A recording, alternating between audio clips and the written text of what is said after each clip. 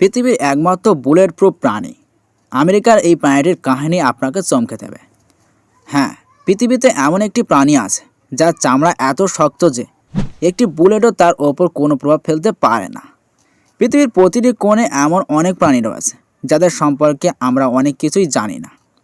আমাদের আশেপাশে থাকা প্রাণীগুলোকে আমরা এখন পুরোপুরি চিনতে পারি, কিন্তু যে প্রাণীগুলোকে আমরা প্রতিদিন দেখি না সেগুলোকে চিনতে অসুবিধা হয়। তবে আমরা নিশ্চয়ই কোনো না কোনো সময় এগুলোকে ইন্টারনেটে বা টিভিতে দেখেছি। এমনই এক অদ্ভুত প্রাণী আছে যার চামড়া বুলেট প্রুফ। এটি পৃথিবীর একমাত্র প্রাণী যার এই ক্ষমতা রয়েছে। হ্যাঁ, পৃথিবীতে এমন একটি প্রাণী আছে যার চামড়া এত শক্ত যে একটি বুলেটও তার ওপরে কোনো প্রভাব ফেলতে পারে না। দ্রুততার দিক থেকে এটি এমনকি বড় প্রাণীকেও হারাতে পারে। এই আকর্ষণীয় প্রাণীটি আমেরিকা মহাদেশে পাওয়া যায় এবং এর নাম আর্মাডিলো।